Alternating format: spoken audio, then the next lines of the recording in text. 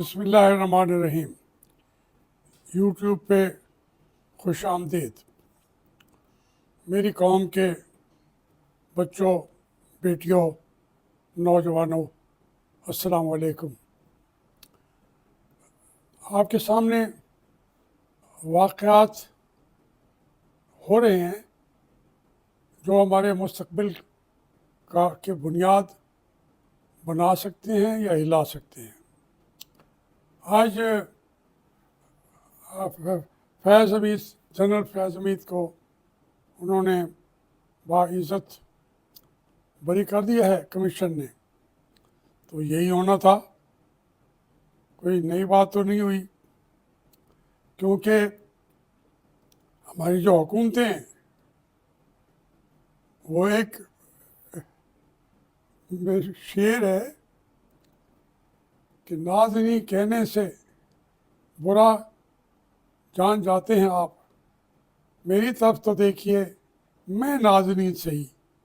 تو یہ آج مجرم کون ٹھہرا؟ وہ شہباز شریف جو اس وقت وزیر اعلیٰ تھے،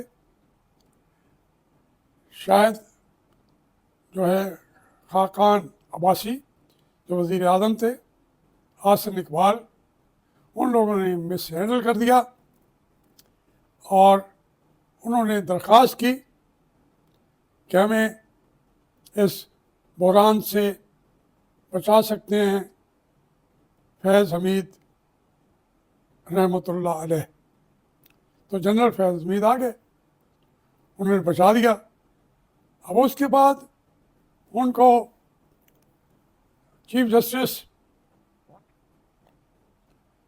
عیسیٰ، قاضی عیسیٰ، وہ ان کے خلاف لکھ رہے تھے۔ اب اتفاق سے وہ خود چیف جسٹس ہو گئے۔ انہوں نے کہا جی میں تو انکوائری ضرور کراؤں گا، کمیشن بناؤں گا۔ تو چلو کمیشن بھی بن گیا۔ تو ہم مبارک سلامت کہنے کے لیے بالکل حاضر ہیں جناب فیض حمید متظل اللہ العالی کو، اور اس کی بنیاد پر پوری افواج پاکستان کو، اور سب پھر جو ٹھہرائے گئے جو اس کے ذمہ دار، ان کے ساتھ بھی اظہار ہمدردی کرنا ضروری ہے۔ میری تو پارٹی کے لوگ ہیں، وہ بیچارے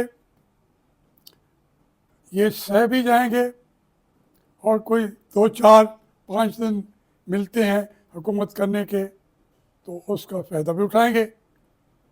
وہ تو آپ باتیں کر رہے ہیں، وزیر خارجہ آتا ہے یا سعودی عرب کا بادشاہ سلامت آتا ہے یا ایران کا صدر آتا ہے، ان کے ساتھ معاملات طے کر رہے ہیں ہمارے کلیب، پرانے کلیب جناب ڈار صاحب۔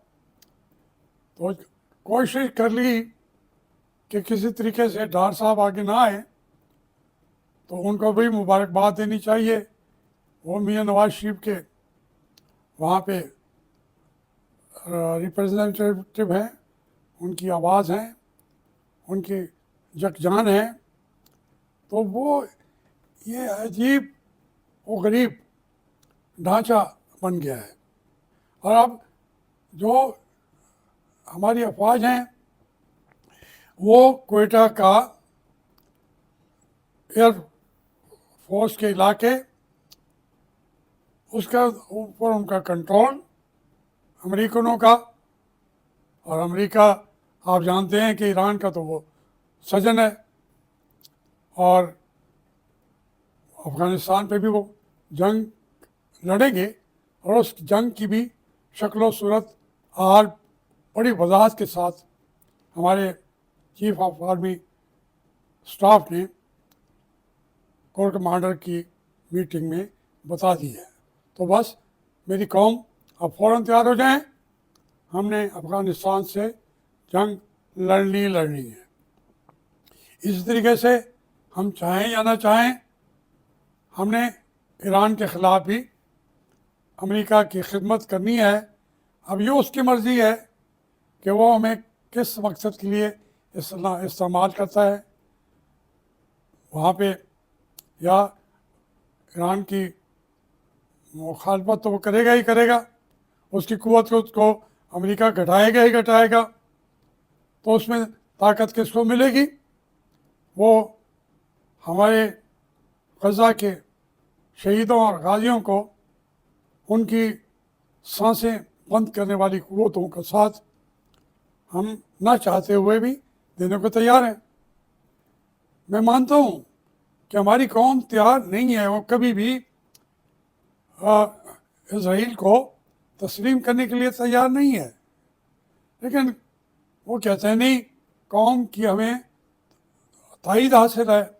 आज हमारे चीफ साहब ने फरमाया, तो फिर बात तो उन्हीं की मानेंगे कि कौम उनके साथ खड़ी है। लेकिन मैं फिर समझाना चाहूँगा अपने चीफ साहब को कि कौम आपके साथ खड़ी है बतौर पाकिस्तानी असाकिर के।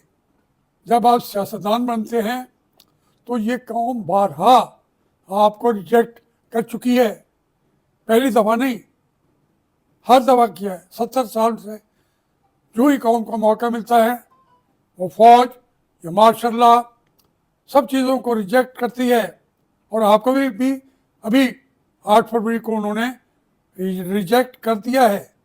तो इसलिए आप खुदा का ना माने, इस तरीके का जो ढांचा खड़ा करके आप कितने दिन लोगों को अपने कंट्रोल में रख लेंगे? नहीं रख सकेंगे। उसका मुश्किलात का सामना आपको करना पड़ेगा। तो मैं ये अर्ज़ करूँगा कि हमें बुनियादी चीज़ों को देखना चाहिए। ये बहुत अच्छा मामला है कि सऊदी अरबिया भी यहाँ पर इन्वेस्टमेंट करना चाहता है, चाइना भी, सी पैक भी आगे चल रहा है, ईरान की जो वो है गैस लाइन वो गरवादर की तरफ चल पड़ी है, इंडिया की तरफ भी चलेगी, रोक कोई नहीं सकता, क्योंकि हमें भूख है।